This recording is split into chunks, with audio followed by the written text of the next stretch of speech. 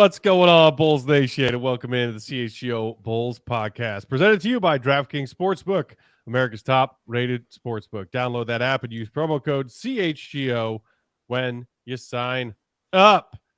Happy Tuesday, a victory Tuesday. What's going on, everybody? I'm Peck. You can follow me on Twitter at Bulls_Peck. My guy, Big Dave, is at BAWL, BAWL Sports. We got Sarah filling in for Joey, rocking the controls today. Shout out and thanks to her. And joining us once again on the show, familiar face for some of you who watched a little old show called Bulls Outsiders back in the day. It's the one and only Mr. John Sabine, the man with the fingerless gloves. Follow him on Twitter at jsabine214. Johnny boy, what's up, buddy? Oh, this is a Thanksgiving miracle. I'm giving thanks for this moment right now, truly. And a so win. Happy we get to talk a win. Right. I'm so happy to be here. And not just a win, but a win over the Celtics. Our second win over the Celtics. A double-digit win. An ass whooping. As Will Purdue said on his post-game show, they whooped their ass from beginning to end. Period. And when Will Purdue curses, you know it's real. Yes. So what do we say? So what do we say? Bulls I don't know. I've never played in the NBA. John, I'm so glad that you're joining us after that win over the Celtics, as opposed to say after that loss to Orlando. But let's start there. We haven't talked to you since the offseason as far as Bulls things are concerned, at least on this year's show. So what do you make of a team that can get blown out in consecutive games to quality teams like Denver, like New Orleans, get down big and need a near 20-point comeback to then just blow that comeback to a team like Orlando and our old friend Wendell Carter Jr., and then handle the Celtics the way that they did on Monday night? Does anything about this Bulls season make sense to you so far? No, but I think it's a microcosm of the NBA right now, because there's so much parity everywhere. Like the Kongs were 0-4, and now they're on like a 6-game win streak. Like I just think that's kind of what we thought all these teams would be tanking, like Utah. Like we thought, the Rockets aren't really tanking. Indiana's on a 5-game winning streak. I just think like what we thought the season was going to be is way more competitive than we thought it was going to be. A lot of tanking. Is Lonzo this important to this team? I think that's the thing that shocks me. Because last year, first or second, right there, early on, same team, and honestly kind of got better. Like you can argue like progression, but it doesn't feel like they're in that first and second tier right now up until last night. I think that was the first one where I was like, there we go. Okay. Yeah. That feels good. But yeah, it's a weird season, man. It's super weird. Yeah. And I'm quite okay with it because it's early, and I'm okay with it being weird now and not weird like it was last year in the second half of the season, where we're like, what the hell is going on? So I'm okay with them figuring it out now. It's the same with, like you said, you mentioned a lot of teams. The Nets were one of those teams like that. Yes. Now they started winning, and Utah, the top of the heap, but they're only the top of the heap by like a half game. And if they lose, they'll be like a 9th seed. You know what I'm saying? Like it's super. The difference in the West between 1st and 10 is one game in the loss column. Yeah, it's like one game. Yeah. Like it's so super weird. Like Washington is like the 6th seed, and you know what I mean? Like they're playing solid, and they're streaking. Like, if they would be streaking if it wasn't for that shy step back. They had that game won. They did. Ever since Draymond punched Poole, I feel like everything's been weird. he took their soul out like the Celtics. 2 coaches are gone in weird ways. We've got like anti-defamation league stuff. It's so weird. There's controversy in Spurs land. Like this is like what's Christian Wood doesn't play. It's weird. It's weird, man. So, but 7 and 10 with that weirdness. Doesn't have their shit together, then nobody has their shit together. Exactly. Right? It just feels weird, right? And I feel like this last night was way more encouraging than it should have been. I think. Yeah, but 7 and 10. But still being 3 and 2 against those teams that they didn't beat at all last season, in the second half is encouraging for me. It is like you beat Boston twice, you know what I mean? Like and it wasn't even close to both times you beat them at home, It wasn't close. They were ass Yeah. whoopings. And that so third- that's encouraging. And right. And the one loss was a close loss. It's crazy how well maybe they've just matched up really well against Boston. Maybe that's what we need is a 1-8 Boston-Chicago first-round series. That's what we should be gunning for. Do it. Let's do it. Without Time Lord. Like, he can't be there. Like, I don't right, know. Yeah, no. Luke Cornett minutes. That's what I want. Yes. I mean, I love the him. Luke Cornett. Stop doing that. No, the Luke Cortest. Do it more. Cortest! What is he? Why does he do that? Why does he do that? Thank you, Jack. Why does he do that? Why? I want numbers. I want numbers on how many shots go in and how many shots are missed when he does that. Because I've seen him do it 3 times, and each time I've seen it, the shot went right in. Like, and so I need to see this. I almost wonder if he dropped to like the ground, like all full, and like stopped, drop, and rolled instead. If I bet you that would be more distracting than jumping up. Like, if you're gonna do nothing, really do nothing. Like, be a real distraction. Start barking. Be something like that. Be a dirty dog. Yeah, go for it. Get your corn nets out. Do something, man. But yeah, that was so that picture of Pat Williams. It's like so perfect. Yeah, like, yeah. Between that and the Terry gif, it was like what a night of content. Yeah. Well, it's a good thing that Pat has that crazy high, rainbow arc on his threes because he needed it to get it over that ridiculous Luke Cornett defense. But, weird that we can see the Bulls flounder in some of these games. Bulls fans were in a tailspin. I don't know if you've been paying attention to Bulls Twitter for the last week or so before last night's win, John, but I'm online. As you were immersed in it in some of the darkest years with us, how reactionary and insane this fan base can be. After that Orlando loss, Bulls fans are like, blow it up, trade everybody, fire Billy, fire the front office. And then that win against Boston comes. And then you see the veteran leader of this team, DeMar DeRozan, speak in the locker room about what a win like that could do for this team. Sarah, do we have that DeMar quote that we can take a look at real quick? Games like this, we realize we can compete with anybody. I really believe when you catch that rhythm, that confidence of playing at a high level, it's going to be consistent.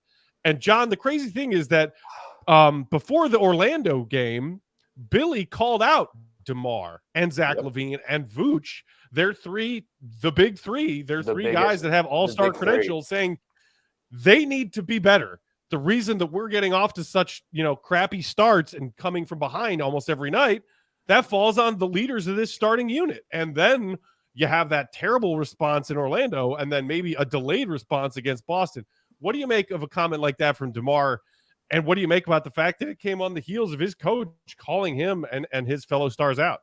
I mean, that DeMar quote, doesn't he feel like he's been a Bull for 20 years? Like, he just feels like he does not feel like he's relatively new. I love that quote. It was when I first read it, it was fantastic. And when Billy called him out, I was like, oh, William. Like, I was truly like, you can't throw stones yet. Like, I thought it was a bit much, but also it worked. So that's good coaching.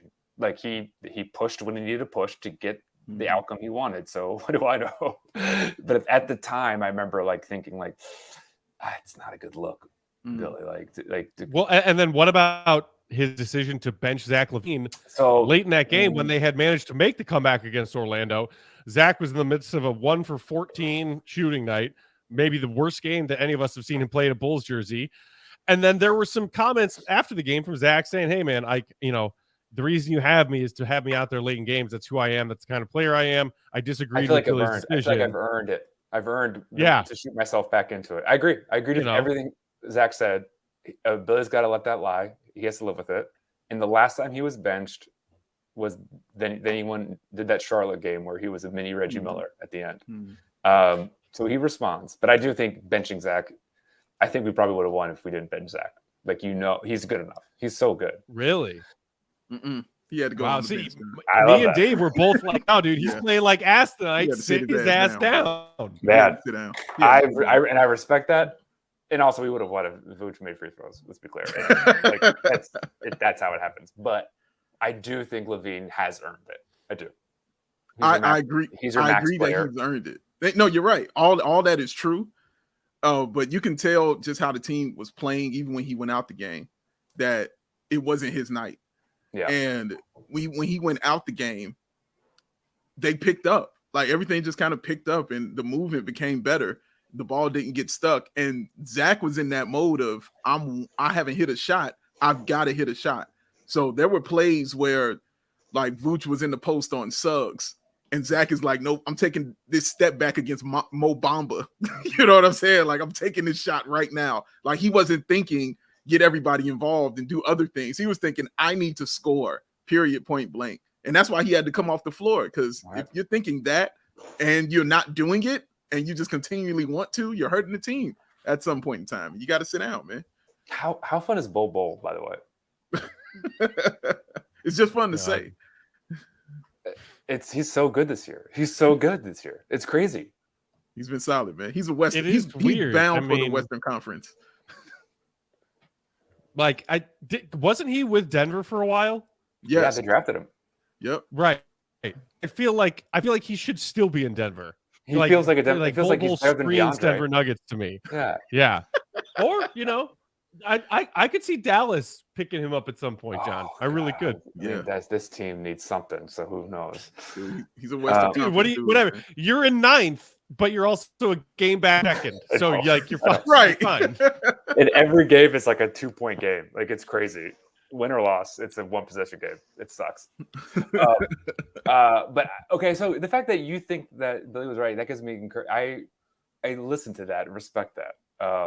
And they responded and they beat a really good team, and that's all that matters. And maybe they're in playoff mode now. Like they beat up on the weak last year, and now they realize they need to beat up on the strong. That's why it's good to have this schedule that they have early. You know what I mean? And find out and test yourself early instead of late. You know what I mean? Like, let's get this out the way now.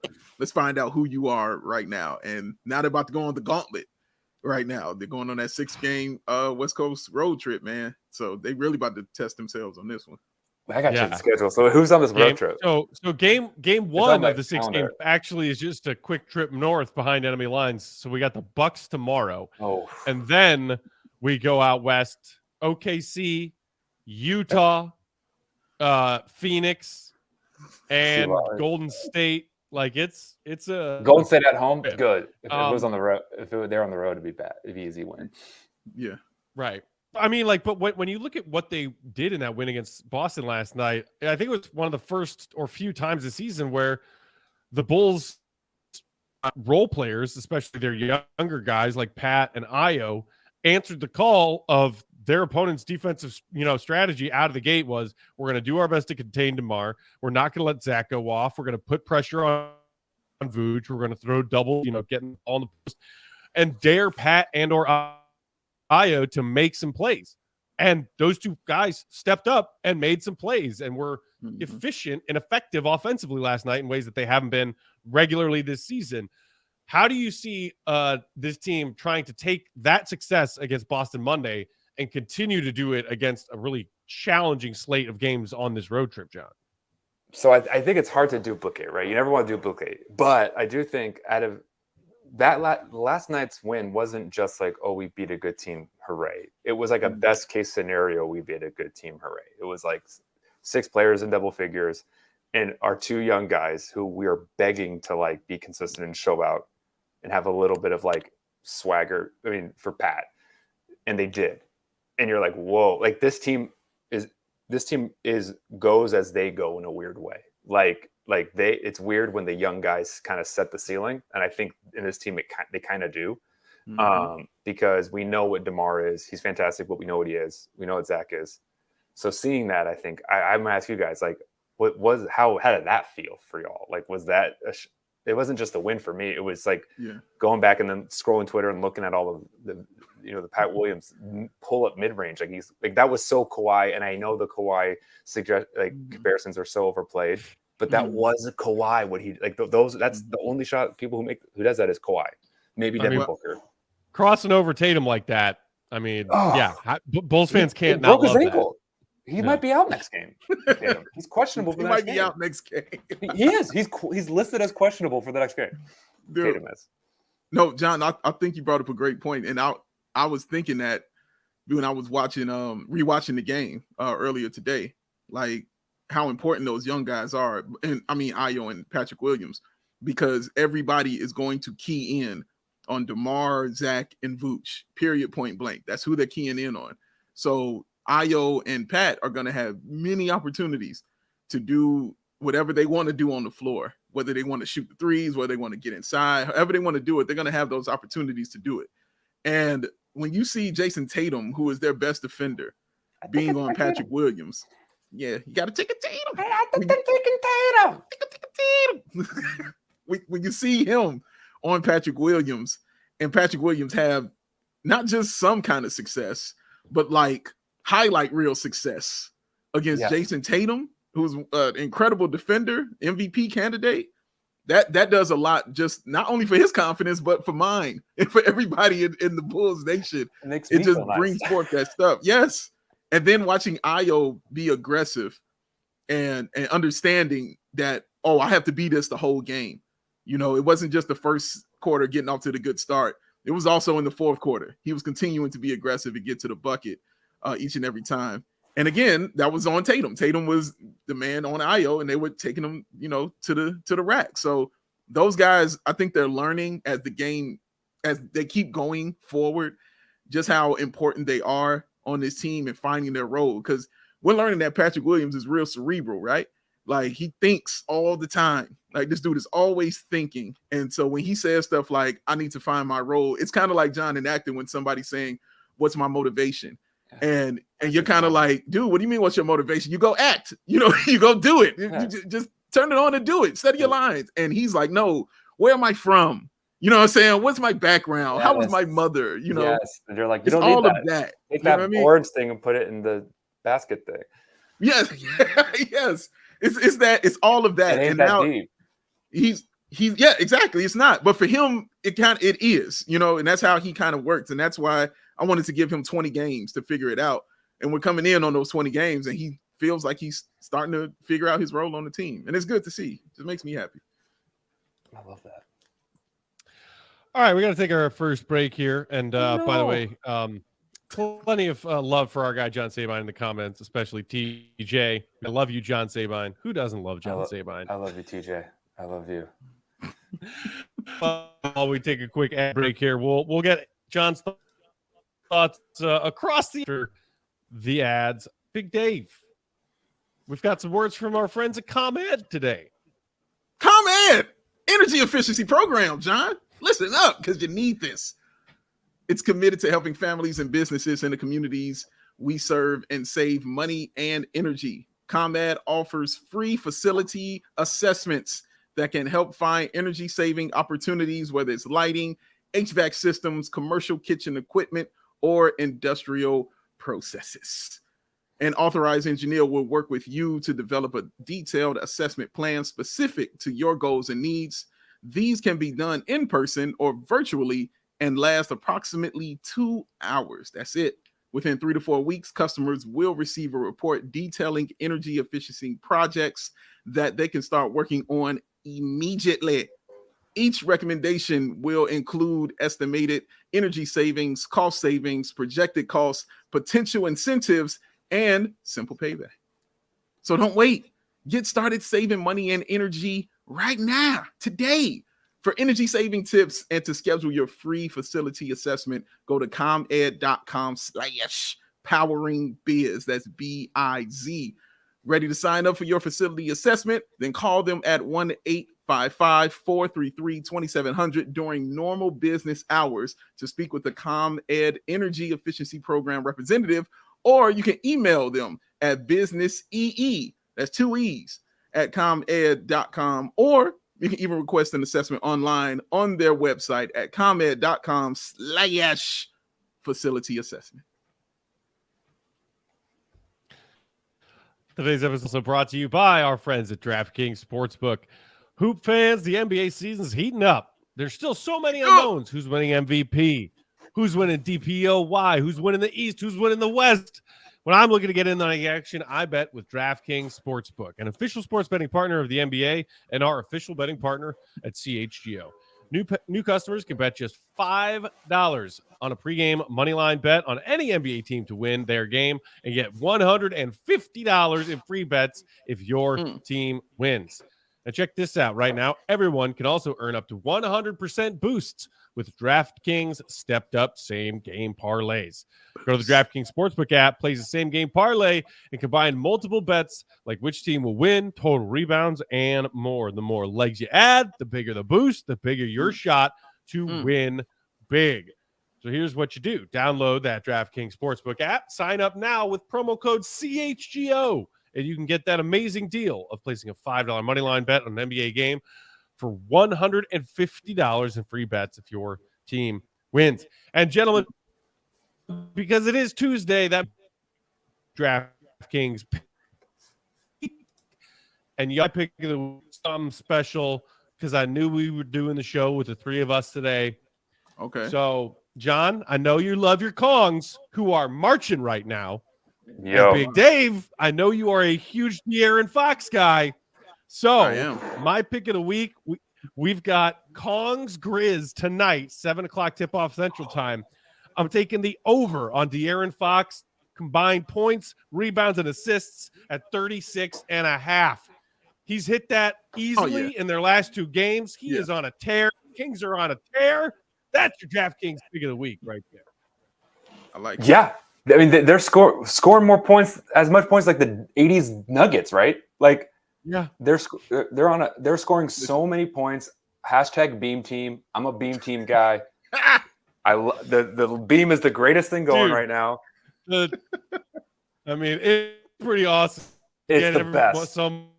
Just smack that butt after a win, and then the giant beam goes up from the stadium. I mean, it's amazing. It's such a Kongs thing to do, but it's beautiful. It is. They started doing it on road wins too, so people are like driving downtown to see it get lit, like when they're on the road. It's like people going out to see Christmas decorations, you know. Yes, it's the same. It's the most wonderful time. I mean, Kongs good. Is that on TNT?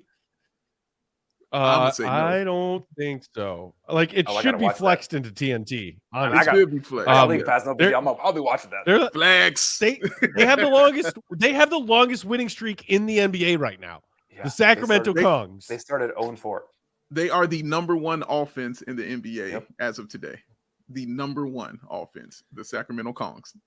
The Kongs. And if they just play kind of good defense, they can win. They can win almost any game, like because their offense is so good. It's true. And I'm here for the Beam Team. It's fun. It's fun. But also, I'm happy for them. And is Jaws questionable, right? Yeah, he didn't play last game, so I think he's still questionable for this one. The latest update I saw, which was from yesterday, was that he was out. But so I haven't heard whether or not he's going to play. Got tip off a little. TNT doubleheader tonight's Nets Sixers. No Embiid, who is still resting, and then Lakers Suns. I'm pretty sure LeBron is out. Anthony Davis is questionable. CP3 is out. Why is he questionable? Like, I mean, if every member of the star-studded lineups of each of those teams were playing, Nets, Sixers, Lakers, Suns, like at the beginning of the season, you would think, "Oh my God, what a juggernaut TNT doubleheader!" And now it's like, yeah, it's kind of crap. Like, kind of poopy. And the Nets aren't fun to watch. They're so not fun to watch. Like, I think they're fun to watch right now. I think they are. They are fun to watch right now. They've gotten their little what's the Watanabe? That dude? He's fun. I'll give it. Yeah. Utah, right? Yeah, man. Utah. He needs to go to the Jazz. I think his first name is Utah. Oh, I could see that. Can you wait before we move on? Sorry, I know I'm interrupting and asking a question. But still, this is your show, buddy. This is not talking about his teammates like that on the record, saying, "Look who I'm out there with." If that was anybody else, can you imagine? Why did he get away with that? Because he's Kevin Durant. I mean, because he's Kevin Durant. Because he's moody. It's the same reason that Aaron Rodgers can say that about his, group of wide receivers and get away with it. Because people are like, yeah, you're Aaron Rodgers. You're a Hall of Fame quarterback. You're a first ballot Hall of Famer. And like as much as a Bears fan, I enjoy watching that Packers team crash and burn this year. I think it's really on Rodgers. I mean, he had some bad throws in their most recent loss, but mostly they let Devontae Adams go, and he's got nobody to throw to. Yeah, Kevin Durant is not the reason why the Nets have been struggling. Kevin Durant's out there being Kevin Durant, and that is not his fault. I mean, it's his fault for signing up to be the ring bearer on that ridiculous clown car of an NBA team, but no, it's like him, LeBron, and I don't know. That might be it. Like guys who can say those kind of things right now. If Steph were ever in that situation, Steph could say that. That's a great point. Yeah, I kind of think Ja could say right. it. Although, it's like, Ja can't say it. I think Ja could say anything. I really do. He's so likable. I think Ja thinks he can say anything. Well, and it's not just Ja. The entire Grizzlies team is just like chest pounding, like bravado all over the place. They're so entertaining. It's so. I love them so much. It's the best. They really are trying to not be liked, but like John said, like Ja is so likable, they're trying so hard to not be liked and be like, no, don't like us. You know, we're like, oh, they're the NWO of the NBA. Yes. Like they're so cool. We have to start cheering. Who thinks that? Okay, so who's who? So who's who, John? So obviously Hogan is Ja. Like obviously he's Ja. Okay, so who's Kevin Nash then? Jaren Jackson Jr. and Desmond Bane and Scott Hall. Yeah. Okay, Desmond Bane is okay. I see that. This works. That. Okay, I see that. All right. Wait, Steven Adams is big sexy. Sorry. Yeah, that makes more sense. Okay, yeah, because Jared Jackson's not a wrestling fan. If there's any NBA player who could just be a wrestling character, it's Steven Adams. I mean, are you kidding me? That guy looks like a professional wrestler. The New Zealander who is one of 10 kids, and he's the youngest or something. Who, as Big Dave always loves to remember, picked Tony Bradley up and carried him off an NBA floor last season. Do you remember that? Carried him out the club, John. I'll never forget it. As long as I live, he carried that man out as a grown-ass man. He picked up. No grown-ass man's feet should never not be touching the floor. They should always be planted. And it wasn't like aggressive. It was like a wellness safety check. Like it was like it wasn't like it so worse. It wasn't like a pickup. Like I'm mad at you. It was like oh no, this is safe. Right. Like, hey, little fella. Yeah. Hey, little guy. Come on over here. It was more like nurse than cop. Yes. Oh my God. Yes, that made it so much worse. That made it so much worse, man. Because he found it adorable. You know what I'm saying? Like, little fella. Adorable. Oh, it's okay. He'll never put. I need him off my school. Oh, I hated it so much. So much. All right. John, we need to get your take on what's going on with these Utah Jazz. Big Dave has been saying to us and anyone who will listen since this offseason when Lowry ended up at Utah, Lowry's home. He's going to ball out. Now, they have cooled off a bit. They are still, as of right now, Tuesday, November 22nd, holding on to that 1 seed in the West at 12-7, but just 6-4 in their last 10. So they've cooled off a bit, but they're still one. Lowry Markkanen is looking. They're still one, and Lowry Markkanen looks like a guy that a lot of us wanted him to be in a Bulls jersey. What do you make of what's going on in Utah? A team that theoretically Danny Ainge sold off the two best pieces to continue stockpiling draft picks like Ainge does, and instead of tanking, they are currently the 1 seed. I mean, first of all, it's such a lesson in chemistry, right? Like that it's so important that you got these two malcontent guys who don't get along, who gave each other COVID, who don't talk, like who hate each other, who like people were counting how many passes they would do in a week, like to each other. Like they get rid of them, and everyone's like, oh hell yeah, and they just play basketball. And they never stop moving. That's what watching them. It's just like no one's standing around. They're always moving. And to see Lowry, I mean, how it's bittersweet, right? Because I don't think any of us. Dave definitely didn't sell his stock. I think me and Matt diversified our stock, our Markkanen stock, but we didn't fully sell. We didn't clear house. Like we still held on to it.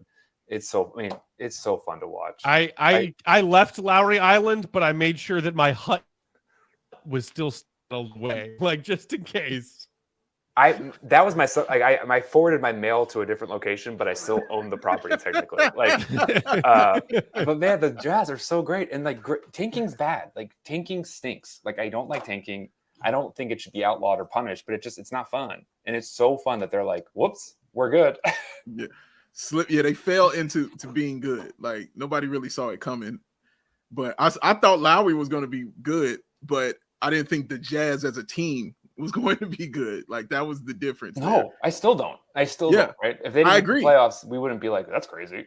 Right, exactly. And I remember talking just to all the other people on Lowry Island, and they were like, dude, you're crazy. And I'm like, y'all don't understand. Like, y'all not understand. I'm telling you, this dude is home. I am telling you, he is at the house. This is going to be good. No, he shouldn't be there. It's not gonna work. It's not gonna work. And now everything is really joyous and happy, man. When he dropped 38 and 7 on them, and with the game winner, a real clutch turnaround. Like, he really just looks like the Lowry I would watch on film in Finland and get angry about, because I'm like, where is this dude? You know what I mean? And I'm like, oh, there's this guy. He's at home. I get it now. Like, I understand it. And like Matt says, he's better when he's got the locks out. When he's got the fro flowing, he's a better basketball player. And this is true. Like, his numbers are better when he's got the hair out, and it's showing, and he's comfortable and he's happy, man. It's not bittersweet for me, John, because I didn't think it was going to happen here. It just clearly had ran its course. Like, it was clear it ran its course, and he needed to get out of here, man. So his time in Cleveland, he credits a lot with helping him, because he wasn't asked to be the man. He just fell back in love with basketball, because he said he fell out of love with basketball in Chicago. He was like, I fell out of love with it. He's like, I didn't like it. You know what I mean? It wasn't fun. I don't blame him. It wasn't fun to watch. We watched it. It was not fun. Yeah. So, yeah, for him being back in Utah and doing it as he's doing it, finally wearing the number he wants to wear, you know what I'm saying? Like, got the hair that he wants to have. And, yeah, in a place where it's just cold all the time. And, yeah, he's just happy. He's just happy, and it's showing. Utah is the Finland of America. It is. A lot of people in the comments. I think most Bulls fans have kind of agreed on this. It's like, it's too bad it didn't work out for Lowry here, but we're all happy for him that he's thriving elsewhere. TJ saying, proud parent of Lowry, happy for him. Ray saying, honestly, I'm glad Lowry's finally balling. Juan saying, Lowry's getting his mama's cooking. And Richie saying, Lowry revenge game coming to a theater near you. Yeah, so the Bulls will have Utah on this road trip coming up. And look, Lowry had a couple of decent games against the Bulls in a Cavs jersey last season, as I recall. Nothing like crazy. And in Cleveland, he was still kind of doing what he was doing at the tail end of his Bulls tenure, which was he was just roaming the perimeter, shooting threes. Like, he was playing the three at times in Cleveland on those huge lineups. You got Kevin Love and Allen and all those guys out there, and Mobley, rookie year. But I think the big difference that people are noticing this year with Lowry in Utah is that he's getting work done inside. Like, he's showing all of those different parts of his offensive game that disappeared after we saw glimpses of them his first two Chicago. And he's posterizing people. Like, Lowry is getting Sports Center Twitter account videos posted for posterizing people. And I don't know how many times the three of us had to sit there and watch Lowry miss dunk attempts in the span of the 2 seasons that we did that show together. Like, they needed to do a Mythbusters episode on how many times a 6'11" dude could fail to convert a dunk. It's like a completely different person now. It's so fun to watch, and I still can't believe they're first. I honestly can't believe it. I can't either. Thanksgiving week, and they're still first. It's been over a month.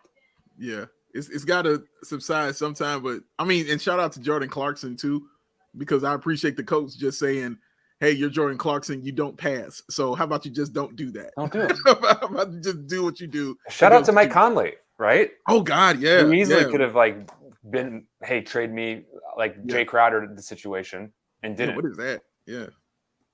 Crowder situation is crazy. And Kelly Olynyk too. I think he's playing well as well. Danny Ainge, the second he traded for Kelly Olynyk, he traded Bogdanovic for that trade, and it worked out because he loves Kelly Olynyk.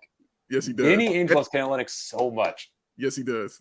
And that center they had, I can't remember the rookie. Walker Kessler. Walker Kessler, yes. Walker Kessler, Texas Ranger. From Wake Forest. Like, that guy is exactly Walker Kessler.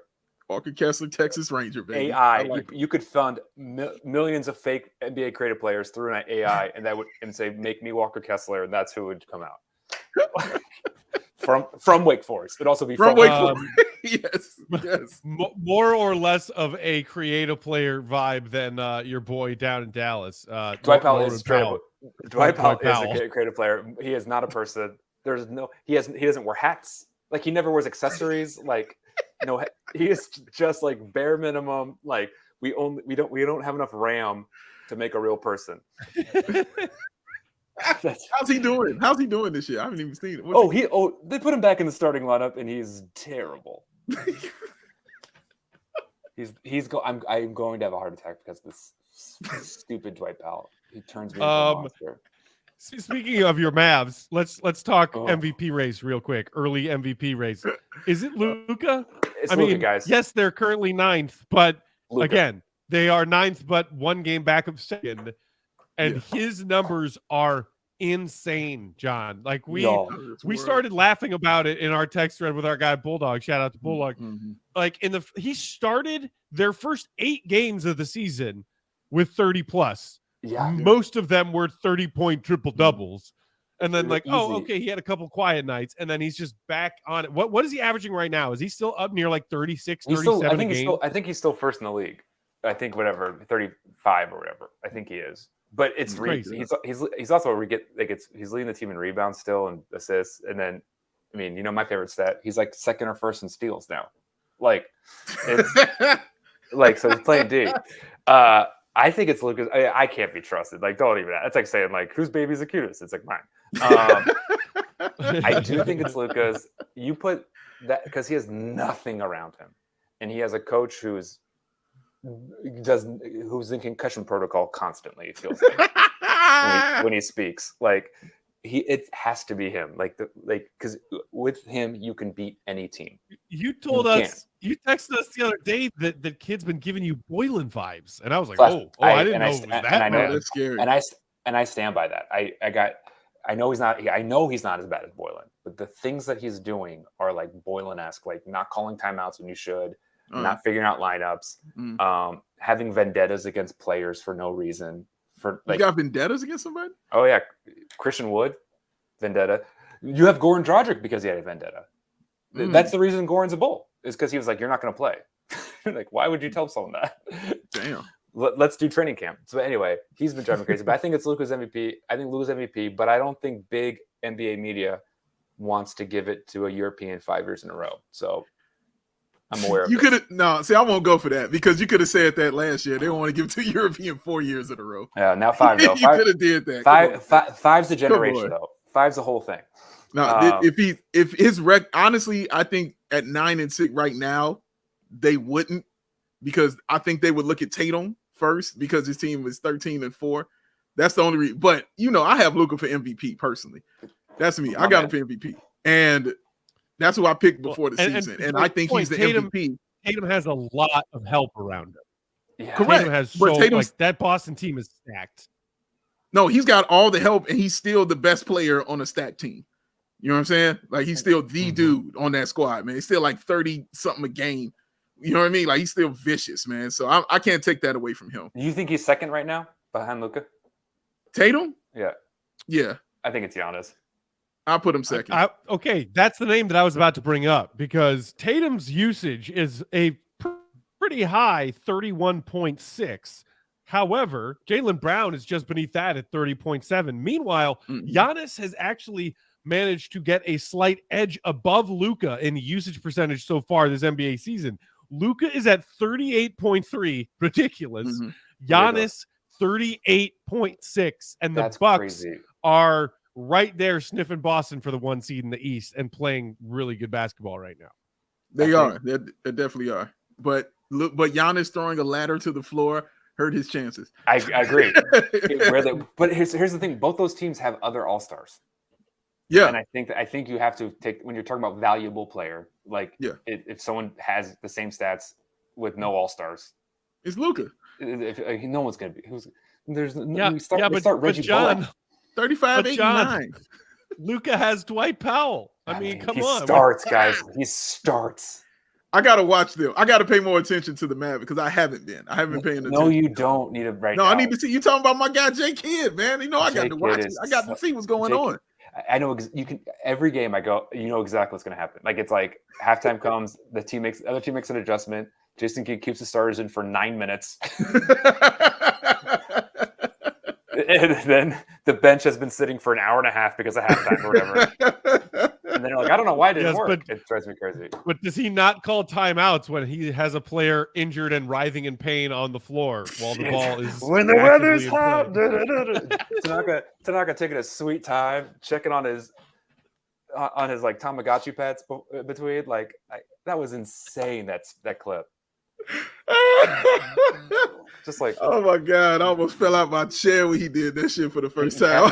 When John did with the whip, man. Oh my God, I was crying laughing. Yeah, the slowest little, so on the ground screaming, and he's screaming, writhing. I guess I have to do my job as the trainer. The trainer has to come out 4 times a year, eating a hot dog on his way in. Putting in an order. Hey guys, can I get some nachos when I come back or anything? No. Okay. What is your prediction for this road trip?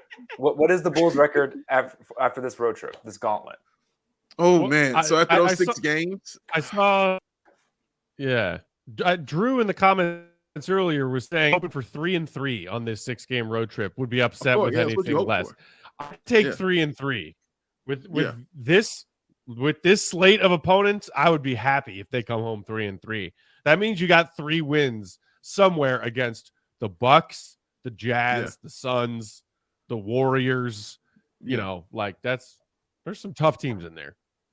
Yeah, I'd be ecstatic if they came home 3-3. Me too. On this road trip, man. So yeah, because again, like I said, they're going through that gauntlet and playing these tough teams. So getting 500 against tough teams before you actually play, I think Will said that the next time the Bulls play a team that has either their record or worse is December 26th against the Rockets. That's the day after Christmas. You're right, exactly. You know what I'm saying? Like, so it's going to be a long time and a long gauntlet they go through, before they get to relax, you know what I'm saying, sit back. I think up until, I have to check this again, but I know last week the Bulls had the 3rd hardest schedule in the NBA. Wow. And so, which means they had and the other 2 teams were both Western Conference teams. It was the Lakers and I want to say Portland. But yeah, the Bulls were 3rd. So they basically had the hardest schedule of any team in the Eastern Conference. They were the hardest schedule. So the fact that if they can come out of this close to 500, like I would be ecstatic, man. If they come over 500, I'm going to be talking big shit. You know what I'm saying? Like that's because of the people they're playing, man. This is tough. OKC is like the easiest one. And like, that's a tough team. That's not an easy win at all. OKC usually has the best player on the court. Team. Yeah. Yeah. Shea Gilgeous is a beast, man. I mean, even though he called they're 7-10. Yeah. You what he said about Kobe, Michael Jordan on steroids. I can't agree with that part though. He had Jordan 3rd. Yes, 3rd. Not even 3rd. Second. I just like I can't. He's Canadian. I can't do this. He's Canadian. You can't trust him with this kind of stuff. Like Kobe is Mike on steroids. Yeah. Jordan is Kobe on steroids. What are you saying? Like that? Yes. All right. I'm gonna go. I'm gonna stop. We got to take one more quick break, then we'll come back to wrap up with a few more John's thoughts on the NBA landscape and some Thanksgiving wishes. Big Dave, what time is it? It is game time. Hoot. Because game time, y'all. It's the hottest new ticketing site that makes it easier than ever to score the best deals on tickets to sports, concerts, and shows. Have you ever dreamed of sitting in the seat that you thought you never could? 50-yard line to see Justin Fields, courtside so John can yell at Jason Kidd, behind home plate, floor seats at a concert? It's possible to do all this with the Game Time app. The biggest last-minute price drops can be found on seats you thought that you could never, ever buy. You won't find better deals this season to see the Chicago Bulls. That is a fact. And just like CHGO, it is created by the fans and for the fans, and it guarantees you the lowest price out there. So if you love CHGO, and we all know that you do, then you will love Game Time. The best way to support us is 1, hitting that like button right about now. Take your time. Go ahead and hit that. And 2, buying your tickets through the link in the description. Join over 15 million people who have downloaded the Game Time app and score the best seats to all your favorite events. Because John Sabine, what time is it? Game time who? Got one. Game time. Who? Juan saying, what do you guys think about Simmons playing in Philly tonight? Couldn't care less. I know some people. About that man. Simmons is getting some buckets recently. No, I do couldn't not care less. He hasn't playing well. NBA tweeted out something that was like, he's back, and it was like 22, 7, and 4, and I was like, this. Stop this. Is it? I think Embiid and Harden are out, right? Aren't they out? Yeah, I mean, Harden's been out on the shelf for like a couple weeks and still is. I think they said it was like a month. The timeline they gave for him, and then I've been nursing some injuries recently too. So that's kind of a dud game. Other than the big storyline of Ben Simmons back in Philly. Do you think Simmons? Cool, he'll probably get booed. I don't care. Do you think he tries to shoot a free throw? Or you think how hilarious would it be if the Sixers just go hack Simmons on him? That's why I think so. Oh, they should totally do that. Just who cares? Just do it. Yeah, just do it. PJ Tucker, foul him. Break Montrezl that Harrell, break that man. Break him. He said, "Break that man." Yeah, John. I'm so. Before we dive all the way back in, just wanted to give a quick reminder to everybody watching and listening that if you aren't a diehard level member of CHGO, you need to be. You should be. Yeah. It's a great deal. There you see the diehard logo. It's an annual membership that will give you so many perks on perks on perks. You're talking about a free shirt or hat every year that you're a member. Plus, on top of that, 20% off every time you shop at the CHGO merch locker.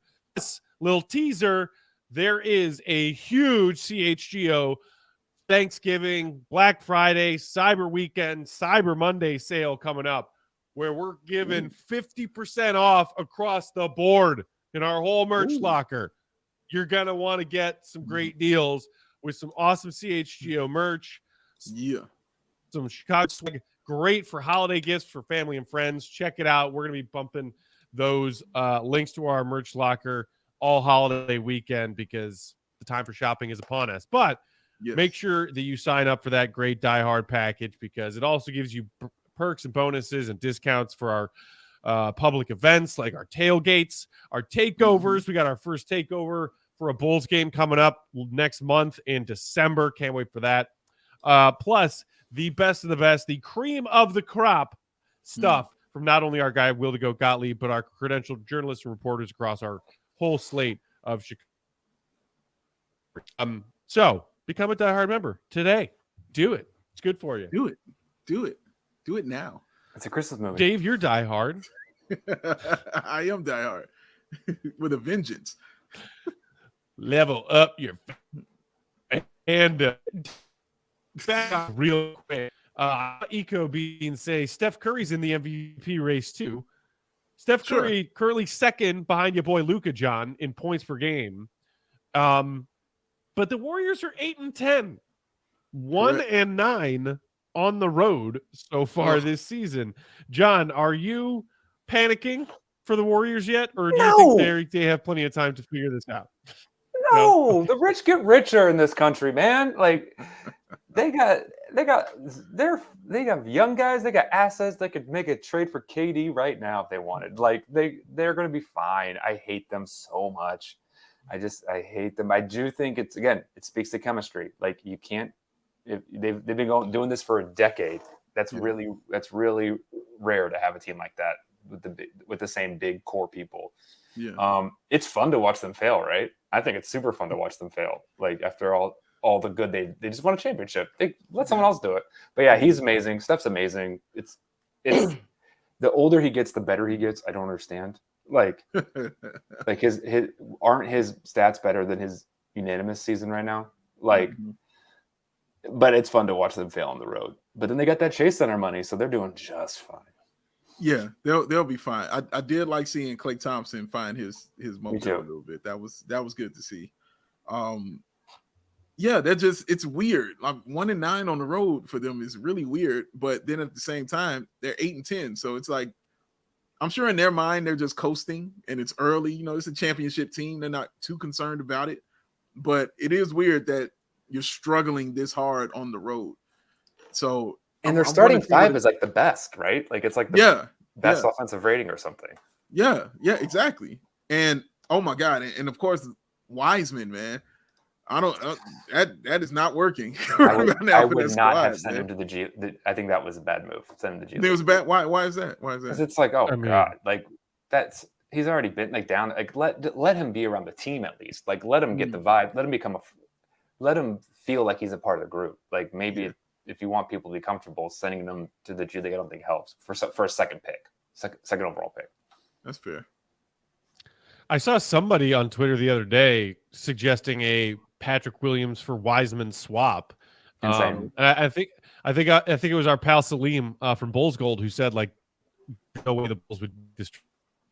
We always talk about the just two young players who still need to develop their game a little bit and need to change the scenery thing, like Wendell, like Lowry, and maybe that makes sense. It's crazy that there are probably plenty of people from Pat's draft class or the class prior or class after where you would be like player for player swap. As a Bulls fan, you'd be intrigued before turning it down, depending on who that player was. But it's crazy that Wiseman is one that I think most Bulls fans would agree, like, yeah, no, I'm good on that. Especially when we've seen Pat play the way he has in this last, stretch of few games. Is Pat in the G League? He is not. He's in the NBA, right? So there you go. I would not do that trade. Had a season high 17 against the Celtics in a win last night. Yep. Against Tatum. It's my boy, Pat. Come on, Pat. The pow. Speaking of Pat having a season high and starting to look like he's turning things around, showing some aggression. John, if you were to tell Bulls fans out there in Bulls Nation, one, maybe two things that they can remind themselves they should be thankful for as we near the Thanksgiving holiday this week. Oh, I love this. What would that be? Because Bulls fans were in some serious panic, fight, or flight mode right there after the loss to Orlando. It's always good to add a little perspective, especially around the holidays when we need to be thinking about things that we are thankful for. So what are you telling Bulls fans to be thankful for this season as we are about a fifth of the way through the Bulls season? This roster, I actually think about the talent we used to have and now the talent we do have. And I think that is, you have Caruso off the bench. He's awesome. I think Drummond's playing good. That's insane. Like, I think this is a fun, likable team.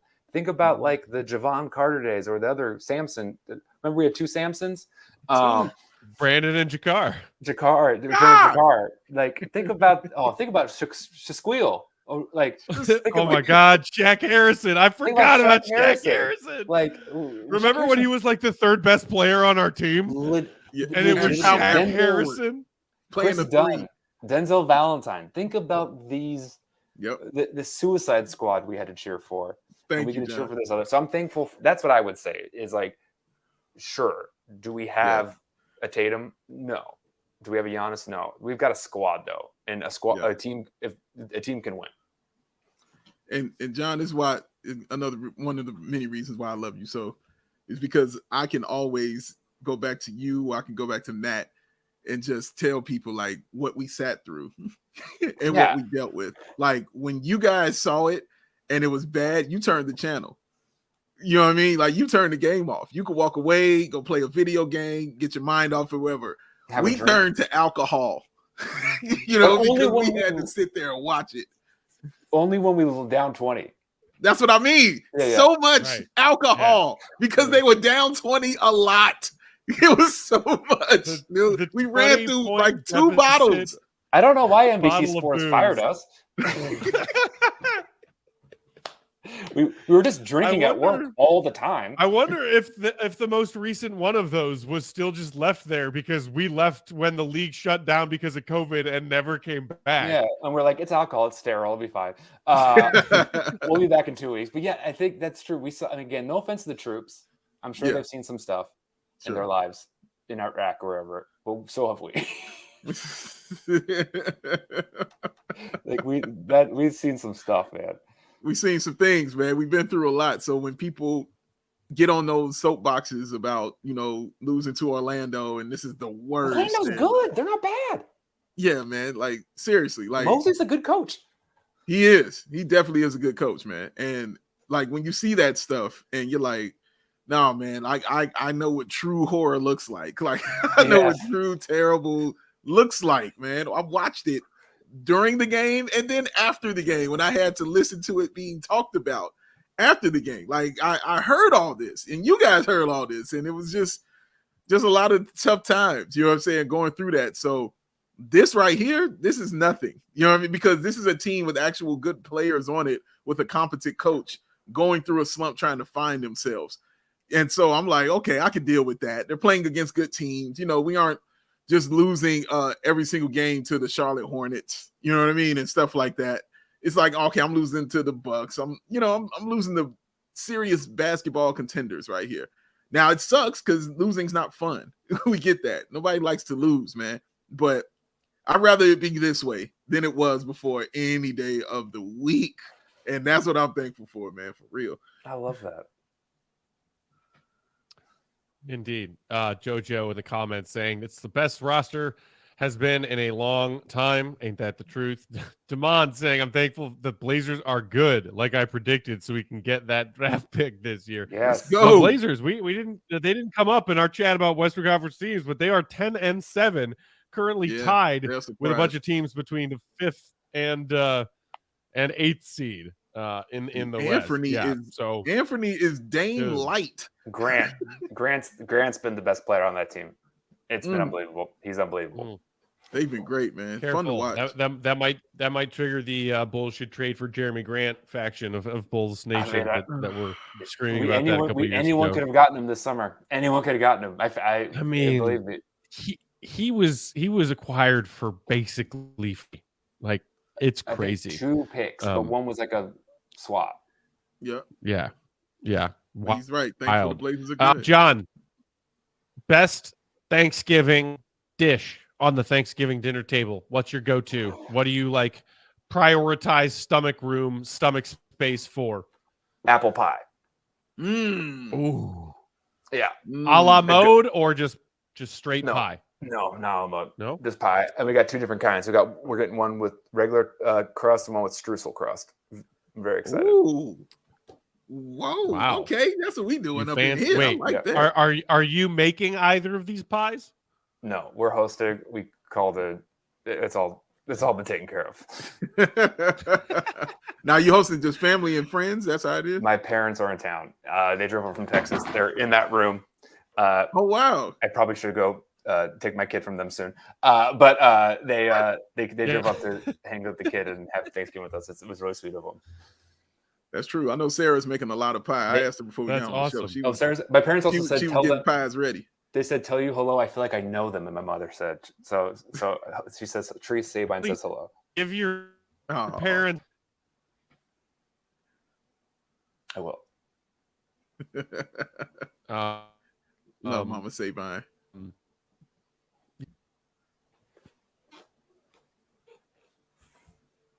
Tomorrow for pre and post game sandals.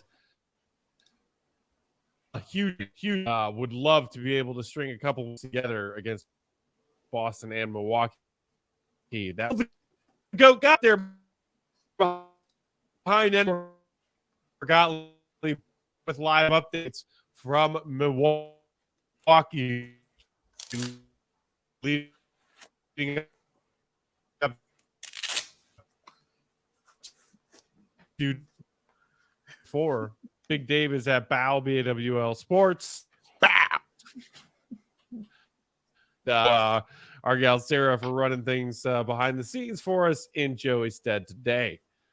John, always a pleasure to see you, my friend. Be well. Enjoy the holidays with your family. You too. Happy holidays to your family. Go Bulls. Thank you so much, y'all. Truly. Miss you, bro. Miss you too. See you guys. All right, Bulls Nation. See Red be good. We will talk to you tomorrow. Peace. Peace.